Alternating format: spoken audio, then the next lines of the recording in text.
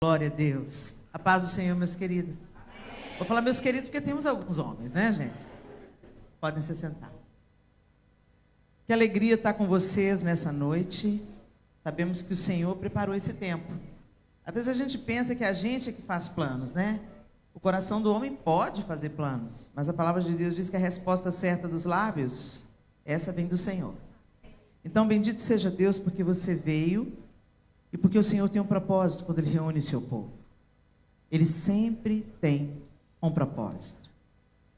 E a nossa personagem é essa que está aí no telão, Débora. Débora. Vocês já abriram a Bíblia em Juízes capítulo 4? Então permaneçam aí, nós vamos ler. Eu não sei se o pessoal da mídia dá para trocar a versão. Eu estou com a NVT, a nova versão transformadora. Aliás, se você tem um pouco de dificuldade com a leitura das Escrituras Sagradas, eu indico a NVT, a nova versão transformadora. Ela tem uma linguagem muito acessível, vai facilitar enormemente. A última vez que eu li a Bíblia toda, eu li a NVT, e é tão interessante como vem uns insights novos assim. A gente tem que fazer tudo para facilitar a nossa leitura bíblica, a nossa compreensão das Escrituras Sagradas, porque isso é fundamental para o nosso crescimento e para nós nos mantermos firmes em dias tão desafiadores. Então essa versão é uma versão que eu tenho certeza que vocês vai facilitar a sua compreensão das Escrituras. A partir do verso 1 de Juízes 4, o texto diz assim: Depois da morte de Eude, os israelitas voltaram a fazer o que era mal aos olhos do Senhor. Por isso, o Senhor os entregou nas mãos de Jabim, rei cananeu de Azor. O comandante de seu exército era Sísera, que habitava em Arosete-Ragoim. Sísera, que tinha 900 carros de guerra com rodas de ferro, oprimiu cruelmente os israelitas durante 20 anos. Então, o povo pediu socorro ao Senhor. Só uma pequena pausa aí. O livro de Juízes, gente, é um dos livros mais tristes da Bíblia. Porque quando você vai lendo o livro de Juízes, você vai vendo a repetição de uma história. O povo se afasta de Deus, vai para os ídolos, a idolatria cresce no meio do povo de Deus, os costumes, a obediência ao Senhor é relativizada, o povo se torna rebelde contra Deus. Então Deus retira a sua bênção e os inimigos avançam e prosperam contra Israel. Quando eles estão sofrendo dura opressão, aí eles se lembram do Senhor, se voltam para o Senhor, se arrependem dos seus pecados e pedem perdão ao Senhor. Aí o Senhor dá grande livramento. Daqui a pouco o que eles fazem? Volta de novo para os ídolos. Por isso é um livro muito triste, porque nós deveríamos aprender as lições com os nossos erros. E o livro de Juízes inteiro é isso, levanta e cai, levanta e cai, levanta e cai. Se aproxima de Deus, se afasta de Deus, se aproxima de Deus, se afasta de Deus. E nesse período aqui o povo estava afastado de Deus. Começa aí o texto falando, né? Voltaram a fazer o que era mal. A partir do verso 4, quem julgava Israel nessa época era Débora, uma profetisa, mulher de Lapidote. Tem umas pessoas que dizem que a Bíblia é machista, né? Quem diz que a Bíblia é machista não leu a Bíblia. Porque aqui está dizendo claramente que Deus entregou a palavra profética, o conselho e o governo para uma mulher. Não era pela ausência de um homem, porque ela era casada com Lapidote. E Deus levantou Débora. E em nenhum capítulo aqui fala que ela foi rebelde contra seu marido. Ela obedeceu ao Senhor. E certamente, algumas mulheres de vez em quando chegam perto de mim e dizem: Helena, eu tenho um chamado, mas meu marido não me libera, meu marido não me autoriza, meu marido não me abençoa. Então fica quietinha no seu canto, se submeta ao seu marido. Quer ser uma bênção? Começa sendo uma bênção para o seu marido. Começa sendo uma bênção para a sua casa. Porque se Deus realmente tem um chamado para você, Ele vai inclinar o coração do seu marido. Ou vai remover ele. Você lembra a história de Nabal e Abigail? Pois é. Então, se tem um homem duro que se opõe a Deus, ruim para ele. Mas aí é entre cabeça, é cabeça com cabeça, entendeu? É o homem e Deus. Então, Deus não respalda a rebelião, gente. Eu só estou pregando a palavra de Deus porque o meu marido exerce sobre a minha vida a liderança gentil de Cristo. Ele me ama como Cristo ama a igreja, ele tem obedecido à voz do Senhor, e ele me autoriza, ele me abençoa, ele impõe as mãos sobre mim e me libera para eu cumprir o chamado que Deus deu. Então não é o meu chamado, é o nosso chamado. Eu posso ser a pessoa que mais se destaca, aparentemente, mas certamente, vocês podem ter certeza, eu não estaria desempenhando a função que eu estou se eu não tivesse sobre mim uma liderança gentil. Aí a gente já entende que ela era uma mulher casada. Profetisa. Quem que era profetisa? Aquela que carregava a voz do Senhor. Gente, isso é muito sério. Ela costumava sentar-se debaixo da palmeira de Débora, entre Ramá e Betel, na região montanhosa de Efraim. E os israelitas a procuravam para que ela julgasse suas questões. Olha, mais uma característica interessante sobre Débora. Ela não atendia as pessoas dentro de uma tenda. Olha a sabedoria dela.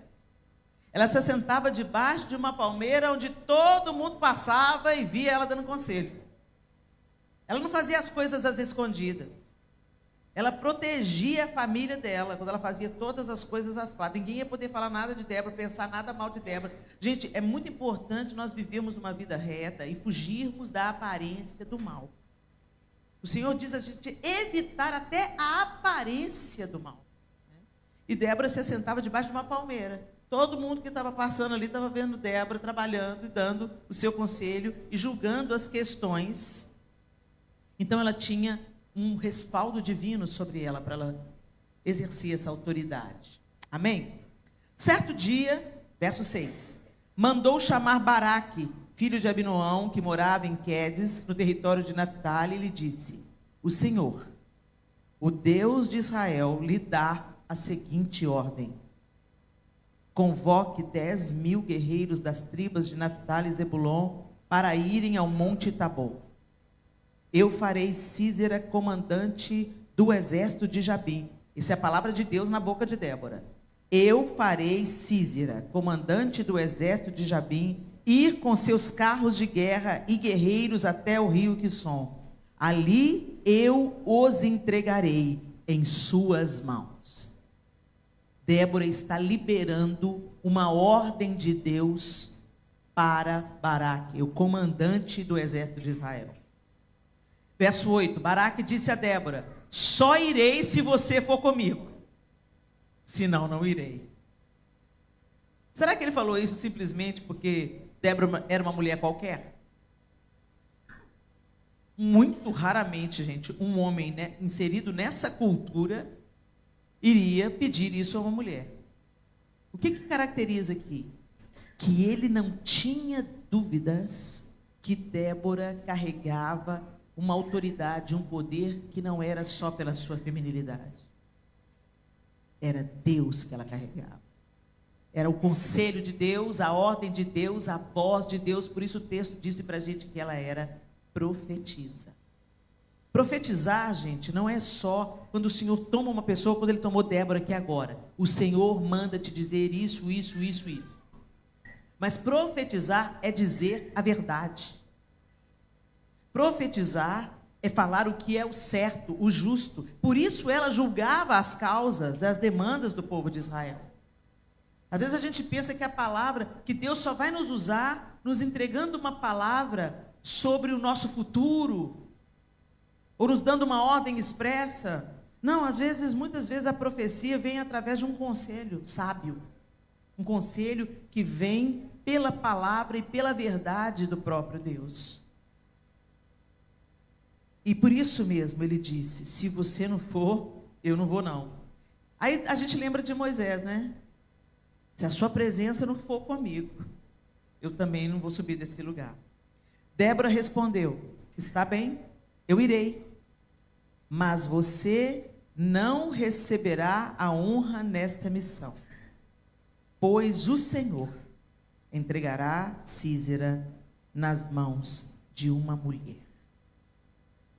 Então Débora foi para com Baraque a Quedes.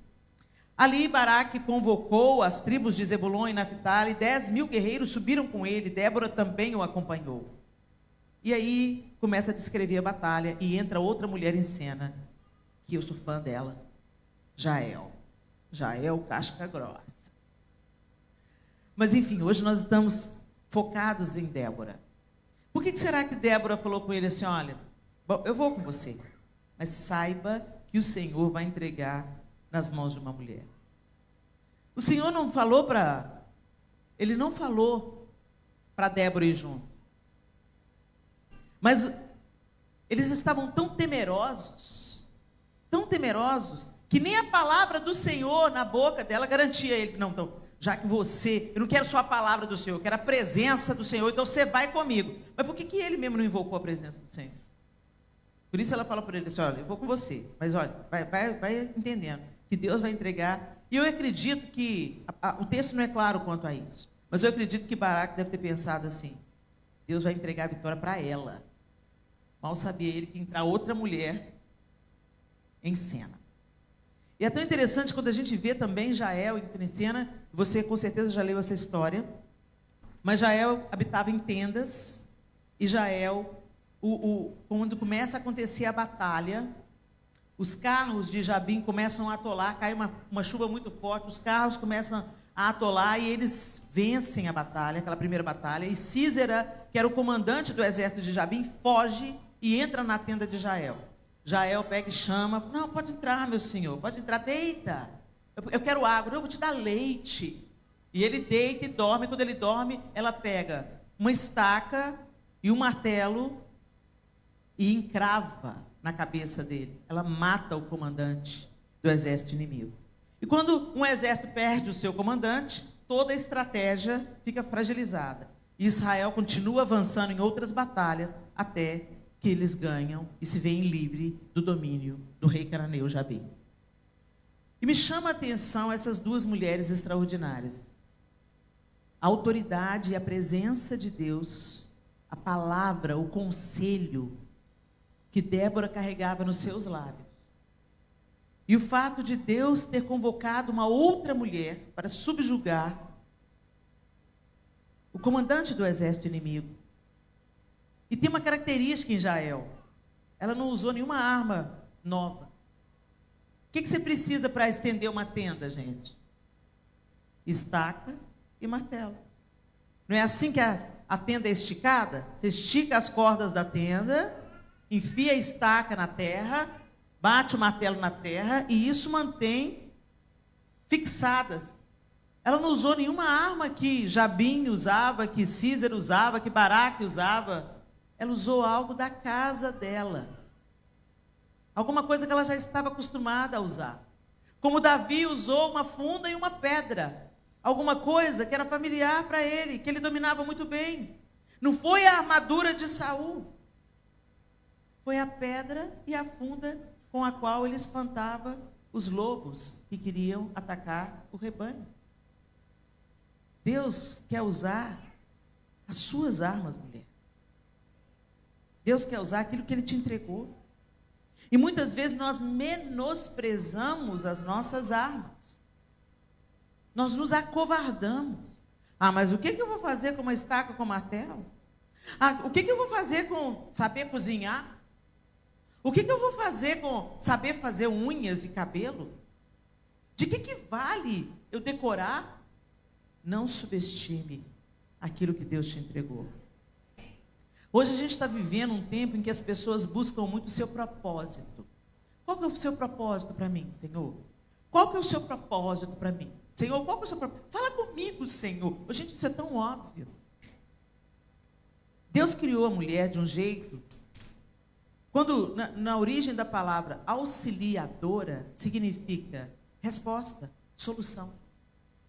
Auxiliadora não é de segunda categoria, sabe? Como a gente acredita que é na nossa tradução.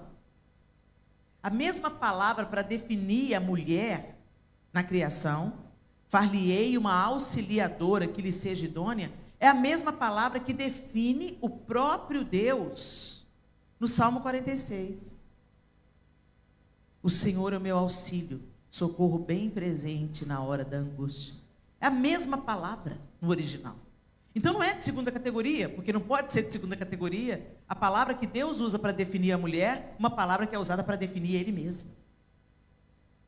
Então a mulher foi feita por Deus para ser solução, para ser resposta, para levar socorro. E quando nós não ocupamos este lugar, nós ocupamos o lugar da confusão. Deus nos deu muitas palavras para encorajarmos, para aconselharmos, para consolarmos, para ensinarmos a próxima geração. Vocês já perceberam que 99,9% das professoras de educação infantil são mulheres? As mulheres têm essa capacidade do ensino, do conselho. Mas aí, quando a gente não dispõe nas mãos de Deus aquilo que Ele nos entregou para aliviar problemas, para ser solução de problemas, o diabo não desperdiça potencial.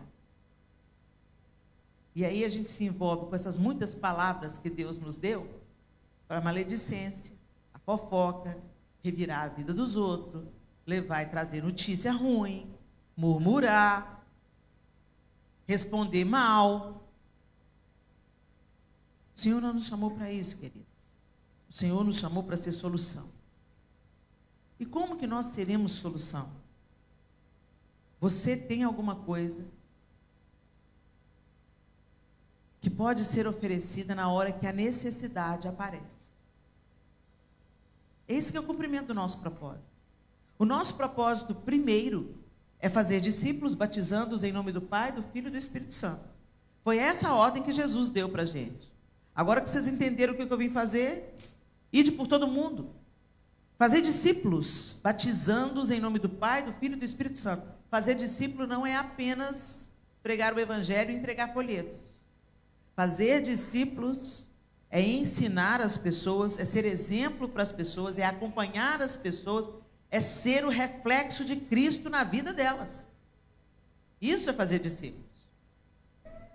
E como que a gente faz discípulos?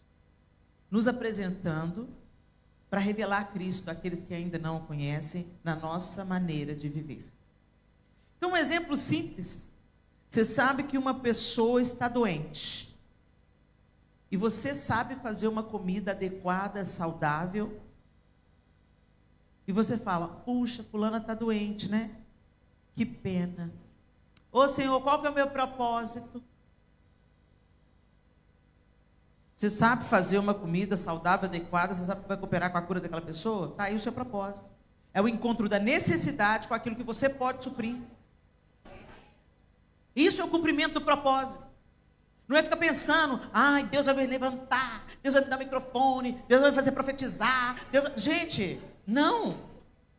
Normalmente, o pano de fundo para esse tipo de ambição é a vaidade, o orgulho, o desejo de ser percebido, o desejo de ser seguido, muitos seguidores no Instagram. Ô, gente, não vale nada. Se não for para a glória do Senhor, isso não vale nada. Se a gente não pode ser útil nos bastidores, quando ninguém está nos enxergando, como é que nós vamos ser úteis diante de grandes pessoas? Isso é hipocrisia. A gente fala, eu quero ir para a África. Glória a Deus, você quer ir para a África? Bendito seja Deus. Começa a ser uma bênção na sua casa. Começa a servir os seus vizinhos que não são crentes. O evangelho pode ser pregado na sua rua. Não precisa ir para a África para pregar o evangelho, não. Tem gente que está morrendo e indo para o inferno na sua rua. Às vezes a gente acredita que fazer a obra de Deus... Gente, via de regra, quando a gente dá uma sondada no nosso coração e deixa o Senhor julgar a sonda dele lá dentro, a gente descobre que no final das contas, a gente quer ganhar uma patente para ser visto e apreciado pelos homens. E depois a gente vem para a casa do Senhor e canta. Eu não preciso ser reconhecido por ninguém. A minha glória é fazer com que conheçam a ti. Aí pega a foto no Instagram. E que diminua eu. Ô, gente, todo tempo a gente tem que pedir o Espírito Santo para colocar a sonda no nosso coração. A Dev Tyrus foi uma líder que eu tive o privilégio de aprender muito dela. E ela sempre falava: Helena, todo ano você tem que começar o ano perguntando: por que eu faço as coisas que eu faço do jeito que eu faço? Porque é muito fácil a gente se desviar do nosso propósito em nome de construir o nosso próprio nome. Que o nosso nome morra com o nosso corpo. E como diz a canção, que o de Cristo permaneça em tudo. Em nome de Jesus. A gente olha para Débora, essa mulher que se levantou com a palavra do Senhor. Mais do que ser aquela que julgava as causas, mais do que ser aquela que estava debaixo da palmeira, atendendo as pessoas, resolvendo demandas, ela carregava a palavra do Senhor. Eu quero perguntar para vocês, minhas queridas irmãs, será que é a palavra do Senhor que ocupa os nossos lábios? É o conselho do Senhor que as pessoas encontram em nós? A Bíblia diz que a boca fala do que está cheio o coração. E quantas vezes a gente, como crente, dá conselhos conforme este século? Você está com uma amiga passando uma dificuldade no casamento. E ao invés de você falar: vamos orar juntos e jejuar sobre essa questão, para Deus nos dar uma direção, quantas vezes fala assim: acaba logo com esse casamento, é muito sofrimento, Deus te quer ver feliz, Deus não te quer ver sofrendo. É mesmo? Imagina, né, se Deus Pai virasse para Jesus: filho, não precisa morrer na cruz não, eu te quero ver feliz, não te quero ver sofrendo. Muitas vezes, gente, o nosso sofrimento glorifica ao Senhor. Muitas vezes o nosso sofrimento é através do nosso sofrimento que o nosso coração é expandido. Muitas vezes o nosso sofrimento se torna testemunho para outro. Eu consegui vencer, você também vai. Muitas vezes é no sofrimento que nossa motivação é provada. Muitas vezes é no nosso sofrimento que o nome de Deus vai ser levantado e glorificado na nossa vida.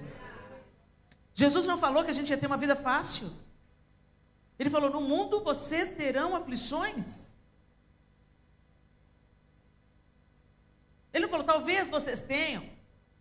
Vocês terão. Garantia. Mas ao seguinte ele fala: mas tem de bom ânimo. Não desanima não. Não fica abatido não. Não fica entristecido não. Porque eu venci. Foi porque Jesus se esvaziou e se humilhou até a morte de cruz, que Deus o levantou soberanamente, lhe deu um nome que é sobre todo nome, diante do qual todo joelho se dobrará. Mas essa parte a gente não quer. A gente quer o resultado, não quer processo. E não tem vida cristã sem processos. Ontem eu estava pregando sobre a poda. Lá em João 15, Jesus fala assim: se vocês não derem frutos, vocês vão ser lançados fora, meu Pai corta. Agora, se vocês derem frutos, meu Pai vem e poda, para que vocês deem mais fruto ainda. Mas a gente está vivendo um cristianismo tão modelado na cultura, que a gente acredita assim: não, eu tenho que ser feliz. A palavra não diz que você tem que ser feliz, ela fala que a alegria do Senhor é a nossa força. E a alegria do Senhor, a paz que o Senhor tem para dar, ela não vem através das circunstâncias. Porque senão o dia que estiver tudo bem, você vai amar o Senhor. E o dia que a luta chegar, você deixa Jesus para lá? É isso? O Senhor é digno de ser adorado nos dias felizes e nos dias maus. Ele é digno de ser adorado no alto da montanha e no fundo do vale. Ele é digno de ser adorado. Esse era o problema do povo de Israel nesse contexto. Eles eram volúveis, voláteis. Quando a coisa estava boa, eles se desviavam de Deus.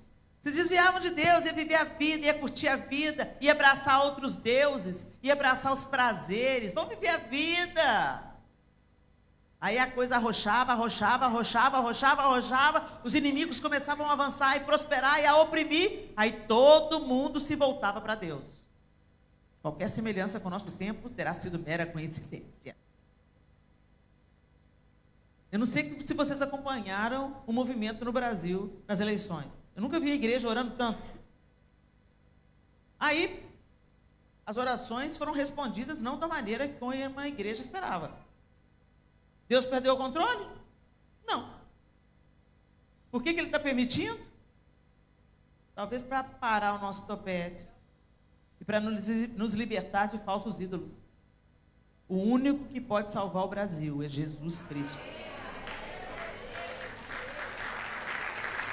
Eu reconheço o esforço dos homens. Eu reconheço o esforço de gente séria que quer que o Brasil dê certo. Eu reconheço o esforço desses homens. Mas eles não podem nos salvar. Porque o mundo, gente, o mundo está podre. A corrupção aumenta, o amor esfria de quase todos, exatamente como a Bíblia diz. E se nós não colocarmos os nossos olhos absolutamente no autor e consumador da nossa fé, nós vamos nos desviar. Daqui a pouco o povo fica ressentido com Deus. Deus não ouviu. Ele ouviu, só que ele falou não. E Deus pode falar não a hora que Ele quiser, Ele é Deus. Ele vê o amanhã, Ele sabe o que nós não sabemos. E se tem uma maneira da gente crescer, é na luta e na dor. E o texto aqui, que nós acabamos de ler, evidenciou isso. Apertou para o lado de Israel, o que eles fizeram? Se voltaram completamente para Deus. Senhor, nos salva. E quando eles se voltaram para Deus, Deus fala para Débora, Débora, vai falar para Baraque, e que eu vou adiante de vocês, vou vencer essa batalha. O que nós estamos carregando nos lábios, minha querida, nesses dias que nós estamos vivendo? Será que lá na sua família, no seu trabalho, aqui na comunidade de fé, ou na comunidade de fé da qual você faz parte, você é uma profetisa de Deus? Você anda com a esperança nos seus lábios? Você é aquela que vai encorajar aquela irmã que você sabe que está enfraquecida? Você é aquela que se levanta como boca de Deus? Às vezes a gente pensa que precisa de receber uma revelação sobrenatural como Débora recebeu aqui. Deus falou diretamente com Débora e levantou falando na boca dela. Porque aqui não era Débora falando, gente. Eu vou. Prepare-se. Este é o dia que o Senhor entregará. Não, lá mais atrás.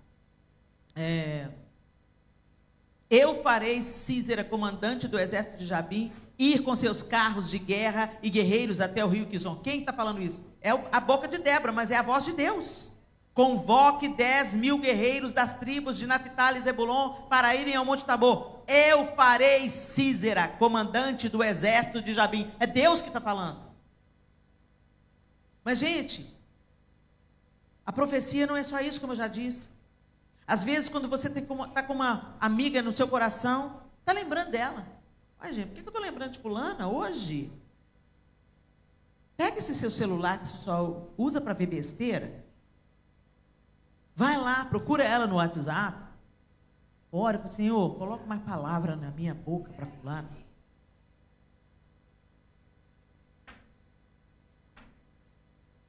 Aí começa o áudio já falando, oi fulana, bom dia. Eleva os meus olhos para os montes, de onde me virá o socorro? O meu socorro vem do Senhor que fez os céus e a terra. Minha querida, eu estou com você no meu coração. Eu quero liberar uma palavra de Deus para você. Eu não sei o que você está passando, mas em toda circunstância, eleva os seus olhos ao Senhor. O Senhor é o nosso socorro, a nossa fortaleza. Volte-se para Ele. Deixa eu orar por você. Você precisou de uma plataforma para ser boca de Deus? A gente tem que aprender a ouvir o Espírito Santo. Gente, o mesmo Espírito que ressuscitou Jesus dentre os mortos habita em você. É o mesmo Espírito com o qual você foi selado para o dia da redenção. Mas, via de regra, nós entristecemos o Espírito Santo, deixando a nossa carne tomar o governo. Ou ficar andando em círculos, querendo achar um propósito sobrenatural. Você se lembra da parábola dos talentos, gente? Para um, Jesus deu 5. Para outro, Jesus deu 2. Para outro, Jesus deu 1. Olhou para um, menosprezou. Aí, quer saber? O que eu vou fazer com isso? Vou pelo menos guardar, né? Porque aí quando ele voltar, eu devolvo para ele o que ele me deu. E Jesus chamou esse servo de mau e negligente. E parece injustiça. Pegou o que era dele e deu para aquele que ele tinha mais. Parece injustiça, né? Às vezes você pensa assim, mas fulano tem tantos talentos. Ela canta, ela toca, ela prega. Ela é quase uma igreja sozinha. Para de olhar para o que Deus deu para outra. O que você está fazendo com o que está na sua mão? Jesus não mandou você tomar conta da vida da outra. Tem até uma musiquinha, um hino que a gente conhece bem, né? Toma conta da sua vida. Né? Assim.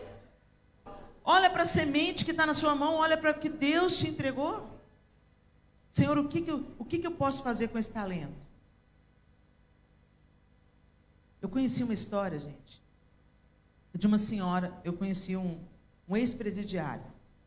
Ele já está com o Senhor. Ele ficou preso por alguns anos, por ter participado de um crime de assassinato. E ele se converteu a Jesus ali na cadeia. E ele me contou uma história que me tocou muito, nunca mais eu esqueci. Ele me contou que uma senhora, que todas as semanas, chegava no presídio um pacote de cartas para cada preso. Escritas à mão. E naquelas cartas ela se correspondia com cada preso, apresentando a eles o plano de salvação, dando palavras de encorajamento. Uma senhora. A coroa dela vai ter mais pedra que a minha. A Bíblia diz que naquele grande dia muitos primeiros serão últimos e últimos primeiros. É nesse modelo aí. Eu não soube nem o nome dela. Eu sabia que ela morava numa cidade pequena do Rio de Janeiro. E que ela tinha o cuidado. E ele contou, aquele ex-preso, aquele ex-presidiário contou para mim assim, Helena, tinha presos ali que jamais foram visitados pela família. Jamais a família morreu para a família. E eles ansiavam para chegar às cartas daquela irmã. Muitos ali entregaram a vida a Cristo por causa da fidelidade do ministério secreto dessa irmã. O grande dom? Escrever cartas. Gente, nós somos indesculpáveis. Nós somos indesculpáveis porque hoje a gente tem tanta facilidade. Quando eu olhei um pouco sobre a história do apóstolo Paulo, eu vejo os naufrágios, os açoites. Quanta dificuldade de transporte, de ir de um lugar para outro. Amanhã eu vou pegar um avião e em 9 horas eu estou a 10.000 quilômetros daqui. Se Deus quiser. Você entra num avião, você entra num carro. Esse percurso que a gente fez com o pastor Renato do hotel até aqui, os discípulos, se fossem fazer, ia levar dias a pé. A gente tem essa facilidade, tem um carro para dirigir, tem um WhatsApp para evangelizar, pode plantar esperança no coração das pessoas através de uma mensagem, pode fazer um post que edifica pessoas através das suas redes sociais, mas usa para ostentar, usa para participar de fofoca. Gente, Débora carregava a palavra de Deus e nós devemos, como mulheres de Deus, carregar a palavra de Deus. uma palavra de esperança, uma palavra de encorajamento, uma palavra de fé, uma palavra de exortação em amor, uma palavra de ensino. É isso que uma profetisa do Senhor faz. Quantas vezes nós temos todas as ferramentas para ser instrumento de Deus sem sair da nossa casa? Mas a gente fica lá, não, estou esperando Deus me chamar, estou esperando Deus me usar. Está enterrando o seu talento. Porque Deus já te deu a vida, Deus te deu saúde. Todas nós aqui, tem alguém aqui que não tem um telefone celular, gente? Não, meninas não, é bom vocês não terem mesmo. Alguém aqui de 15 anos para cima que não tem celular? Tem um WhatsApp? Entendeu o que eu disse? Como é que você está usando o que Deus te entregou?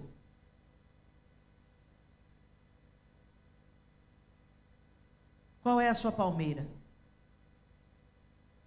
Débora se assentava no caminho, debaixo da palmeira, chamada Palmeira de Débora.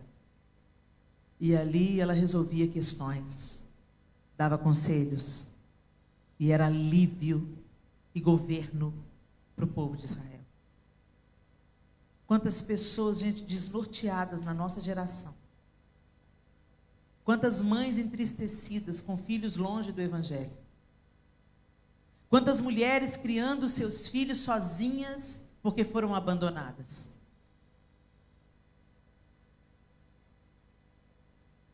Quantas de coração partido porque foram traídas.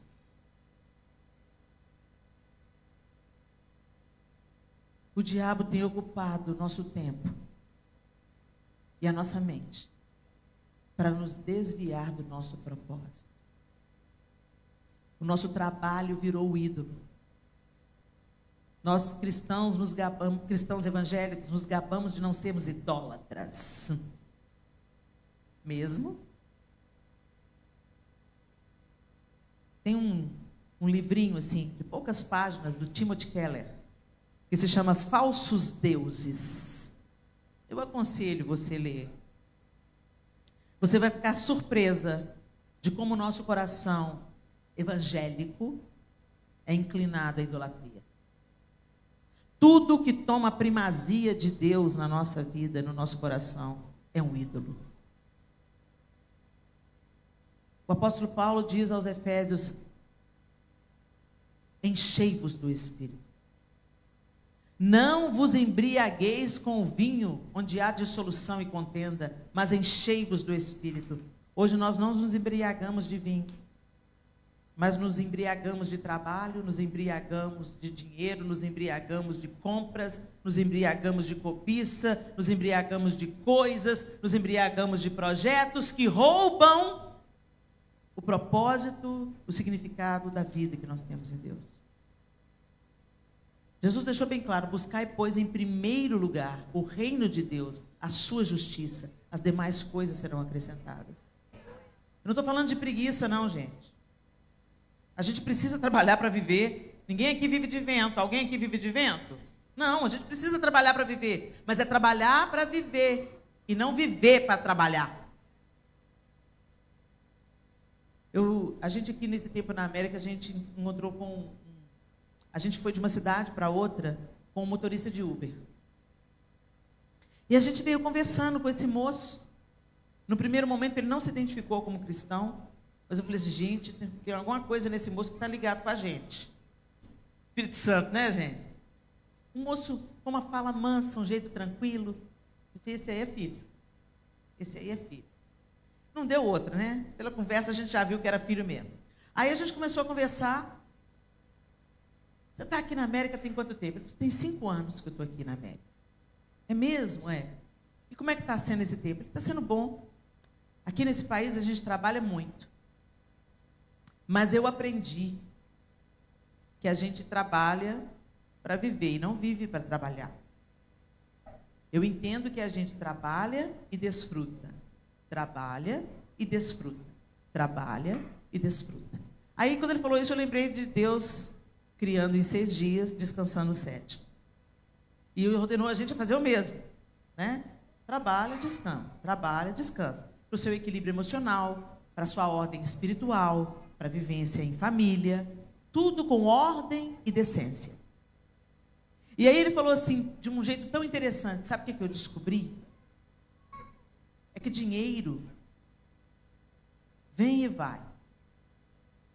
E o tempo só vai. Gente, isso me falou tanto comigo. Ele falou assim, eu estou aqui há 5 anos, mas eu, minha esposa e meu filhinho já conhecemos 33 estados. Eu mesmo? Sim, é. A gente decidiu viver com menos. Aqui, esse país faz a gente querer sempre mais e nunca estar satisfeito. Você não pode entrar na pilha. Você não pode esquecer que você tem família. Meu filho só é pequeno uma vez na vida.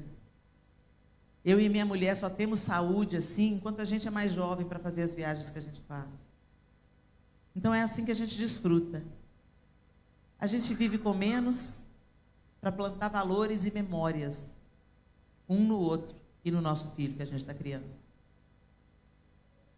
Eu pensei, quanta sabedoria. Quanta sabedoria. Porque tem gente que está aqui há 20 anos, trabalha igual um burro de carga e não constrói nada. E ainda deixa uma família despedaçada pelo caminho. Não menospreze a estratégia do inferno. O diabo nunca vai vir vermelhinho, com chifrinho e tridente, dizendo, sou mau. Ele vem e nos tenta segundo a cobiça do nosso coração.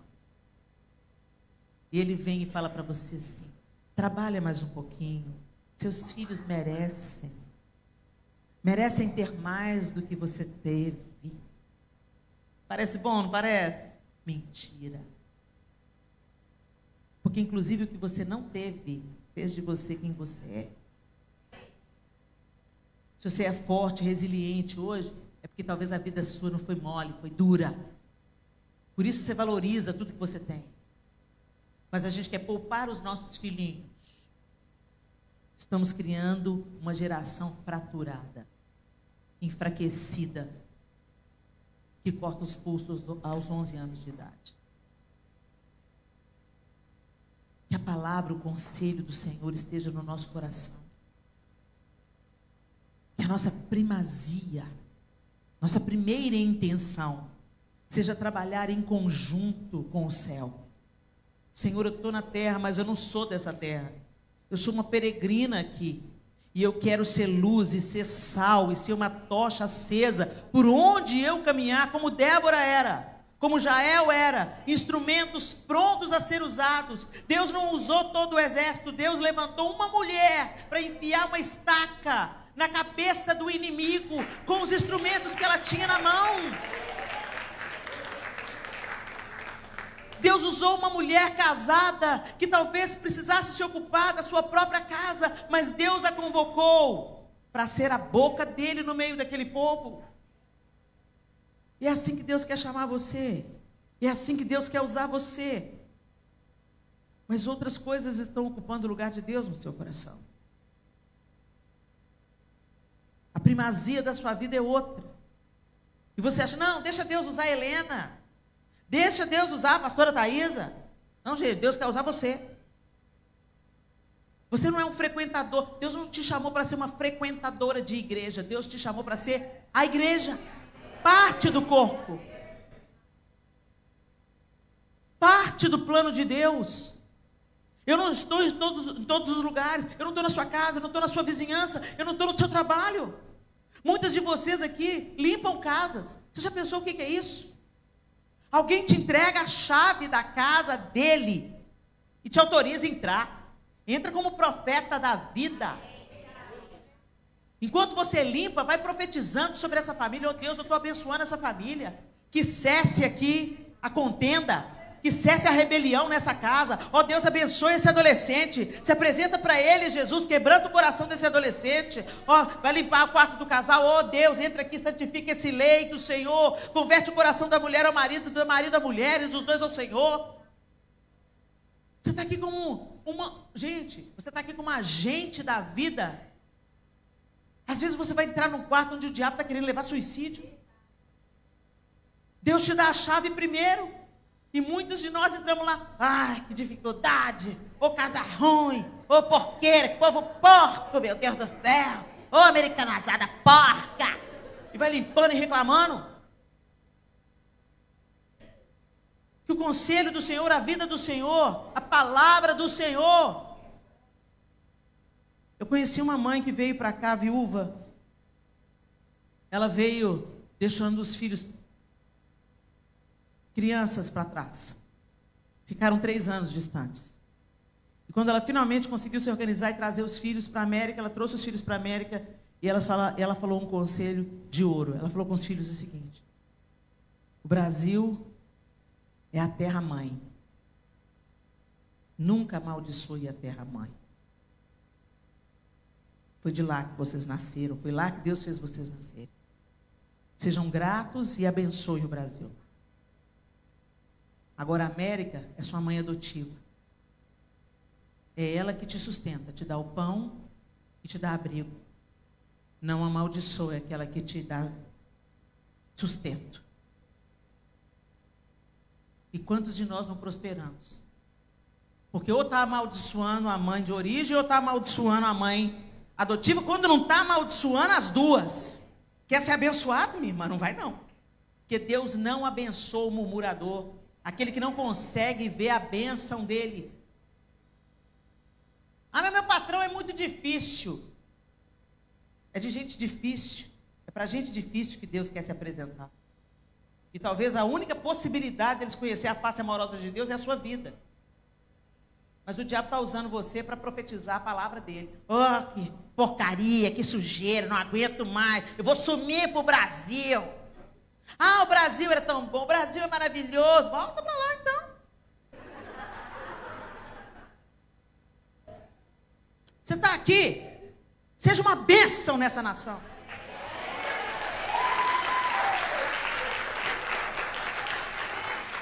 Ou então volta para casa, gente. Lulinha está lá te esperando de braços abertos. Você não pode ser uma bênção aqui, vai ser uma bênção no Brasil, mas vai ser uma bênção em algum lugar, pelo amor de Deus. Porque Deus não te chamou para ser maldição, Deus te chamou para ser uma bênção. É muito lindo a gente olhar para Débora. Olha que linda a imagem, gente. Pensa comigo. Olha que mulherão. Dá até vontade da gente pôr a roupa igual, né? Comprar uma capa, uma espada. Foco. A couraça da justiça já está sobre você. A espada do Espírito está na sua mão. Você está calçada com o evangelho da paz. O capacete da salvação está sobre você. No mundo espiritual você está revestida. Use essa armadura, mulher. Fecha essa boquinha para falar coisa má e deixa Deus usar a sua boca como Deus usou a boca de Débora. Seja uma profeta da vida. Seja aquela que carrega a palavra do Senhor onde você entrar. De tal forma, gente, que quando as pessoas falarem, então vai comigo. Baraque estava tão consciente de que ela carregava o conselho, a palavra do Senhor, que ele não queria só a palavra, ele queria a presença dela. Será que era só porque era Débora? Ou era por quem ela carregava? Gente, as pessoas têm que ter saudade quando a gente vai embora. Poxa, por que a fulana foi embora? Que palavra, que presença de Deus através da vida dela, que conselho, que amiga que ela foi. Não, no meu momento mais difícil, era ela que estava comigo. No meu momento mais difícil, eram as mensagens que ela mandava pelo WhatsApp que me fazia levantar da cama. No meu momento mais difícil, foi ela que veio para ficar no hospital comigo. Quando a gente vê Jesus fazendo milagres, gente, raríssimos milagres foram feitos no templo em Jerusalém. O que tem aí? Dá de comer? Mestre, mas é muita gente, não tem o que comer não. O que tem? O que tem aí? O que tem? Ah, tem 5 pães e 2 peixinhos. Ah, me dá aqui. Deus não precisa de muita coisa para fazer milagre não, gente. Não é sobre nós, é sobre Ele. Para de sonegar os seus 5 pães e 2 peixinhos. Ah, mas eu só sei fazer isso. Faça para a glória do Senhor. Não enterre aquilo que Deus te entregou. Para de ficar inteirada do que a outra faz. Deixa, graças a Deus. Olha que coisa linda. Como é que é a irmã que faz a decoração? Pois é, a Marcela e a Marina, olha que linda. Elas têm o dom de decorar. Seja grato, aprecie. Não inveje. Olha que bênção. Sabe, gente, olha que eu estou falando com conhecimento de causa. Teve um período da minha vida que eu fui esmagada por causa da inveja. O invejoso não prospera. O invejoso fica andando em círculo. O invejoso não avança. Helena, mas eu já tentei, eu não consigo me livrar da inveja, Helena. Sabe ranço que sobe em mim quando a outra conquista? Eu sei o que é isso. Pecado, tá? Primeira coisa, confessa como pecado. Senhor, eu estou pecando contra o Senhor, eu estou sentindo inveja. Nomeia. Para de falar, não é pecado, não, é justiça. Fulana também merecia ter. Para de pôr peruca. Vai criar a inveja. É inveja, é pecado contra Deus. Mesmo que ele seja silencioso, é pecado. Deus sabe. E o diabo também. Então denuncie o seu pecado. Senhor, é pecado. E eu não quero mais sentir isso. Aí sabe o que você começa a fazer? Começa a agradecer. Ô Senhor, obrigado pela vida das suas filhas, Senhor. O Senhor deu um dom lindo para elas. A gratidão combate a inveja. Por isso que o Senhor fala para a gente ser agradecido em tudo. Que quando você tem um coração grato por aquilo, por quem você é, pela misericórdia e bondade do Senhor com a sua vida, por aquilo que Ele tem te concedido, sobra menos espaço para a inveja. Deus está usando a outra? Glorifica, oh Deus, que bênção que elas nos abençoem através do dom dela. Que bênção, Senhor, glória ao Seu nome. E eu estou aqui também para ser usado pelo Senhor do jeito que o Senhor quiser, a hora que o Senhor quiser. Então, que em nome de Jesus, minhas irmãs queridas, que a gente se levante como Débora nessa geração. No capítulo 5, eu quero ler só para vocês.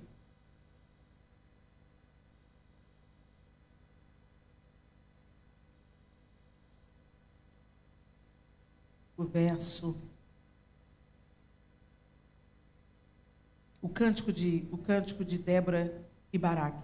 Eles começam a proclamar e a louvar a Deus pela vitória que o Senhor deu a eles. No verso 6 diz assim: nos dias de Sangar, filho de Anate, nos dias de Jael, ninguém passava pelas estradas, e os viajantes tomavam caminhos tortuosos. Restavam poucos nos povoados de Israel, até que Débora se levantou como mãe para Israel. Como mãe para uma nação. A mãe cuida. A mãe socorre. A mãe aconselha. A mãe defende. A mãe intercede. Se é uma mãe curada, caminhando nos caminhos do Senhor, se não é uma mãe adoentada, uma mãe psicopata, se ela é uma mãe vivendo uma maternidade, ela pode ser uma mulher totalmente imperfeita, mas é um instinto natural de uma mãe proteger os seus filhos, como uma leoa. É um instinto natural de uma mãe orar pela sua descendência. É o instinto natural de uma mãe ensinar os seus filhos nos caminhos que eles devem andar e nos valores que ela acredita que são corretos. E Deus quer nos levantar como mães nos lugares que Ele tem nos colocado. As mulheres com conselho, as mulheres que defendem o que é certo, as mulheres que lutam pela justiça, as mulheres que continuam insistindo em ensinar o que é certo, mesmo quando nós estamos mergulhados num mundo de corrupção. Para quebrar a escuridão, gente, não precisa de acender uma lanterna enorme, não. Se você riscar um palito de fósforo, a escuridão já não existe mais. Uma pequena luz quebra a mais densa escuridão. Então, que você não menospreze, minha querida, a luz de Deus em você. Deixe ela brilhar através de pequenos gestos, de pequenas atitudes, de se posicionarem como mães nessa nação que vocês vivem hoje. Feche os seus olhos.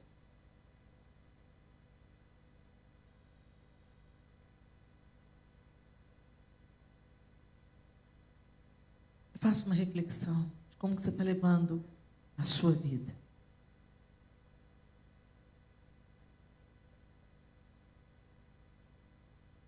Quando nós vivemos focados em nossas próprias necessidades, a gente vai definhando. Pouco a pouco, a gente vai murchando.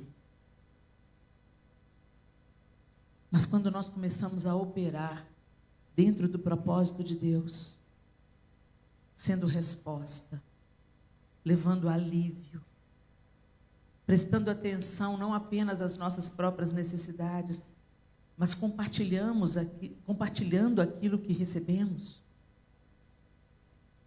flui uma alegria disso, que dinheiro nenhum pode pagar. Nós nascemos para ser resposta.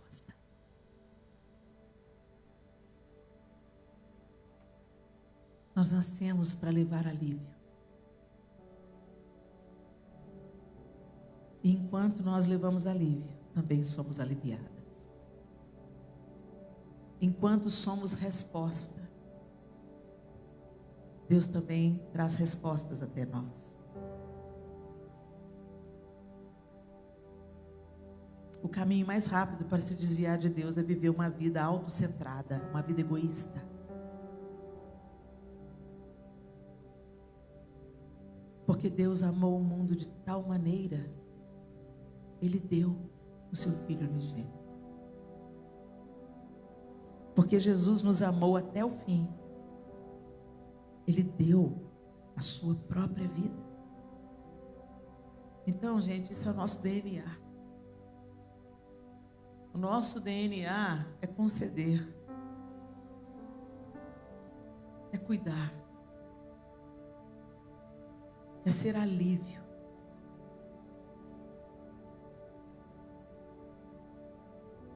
É ser resposta. É compartilhar aquilo que você recebeu. Seu tempo, seu dinheiro, suas roupas, seus sapatos, sua casa, seu carro. Dê a carona. A roupa que não te serve. Helena, mas um dia eu vou emagrecer. Quando você emagrecer, Deus te dá outra nova. 100 pares de sapato. Enquanto a outra irmã não tem nada.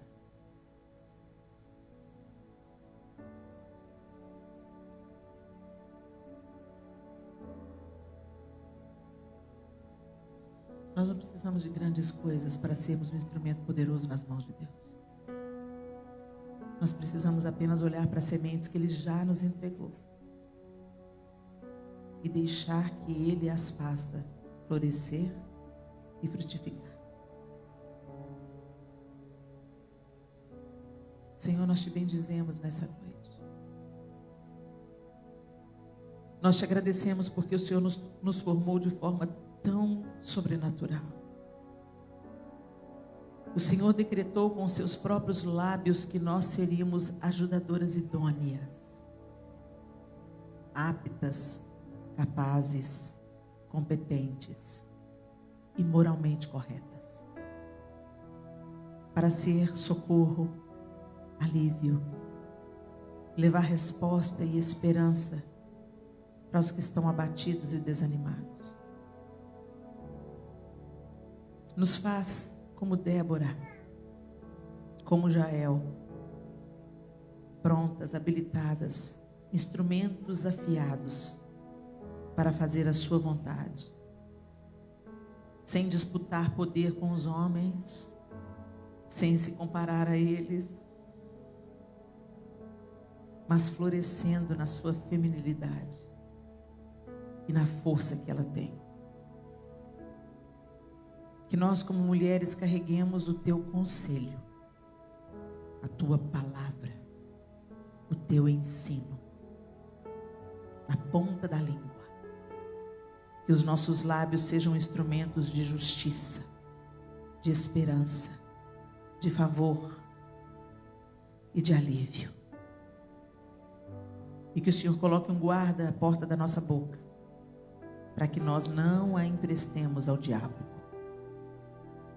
Afasta de nós a má notícia, a maledicência, a fofoca, os lábios mentirosos, caluniadores, murmuradores. E que a sabedoria do Senhor tome a nossa mente, mude o nosso coração e manifeste com os lábios a tua justiça, para a glória do teu próprio nome, em nome de Jesus. Amém e amém. Que o Senhor abençoe vocês, queridas, que vocês se levantem como Débora nesse país, nessa geração, por onde vocês andarem, que nas casas que vocês trabalham, nas empresas, nas lojas, nos escritórios, nas escolas que vocês estudam, ou servindo a sua família em casa, que você seja uma profetisa do Senhor, que a palavra de sabedoria, conselho e alívio esteja nos seus lábios, que Deus leve respostas através da sua vida, manifeste a presença dEle onde você estiver, para a glória do nome do Senhor e para a expansão do seu reino sobre a terra, em nome de Jesus. Deus abençoe vocês.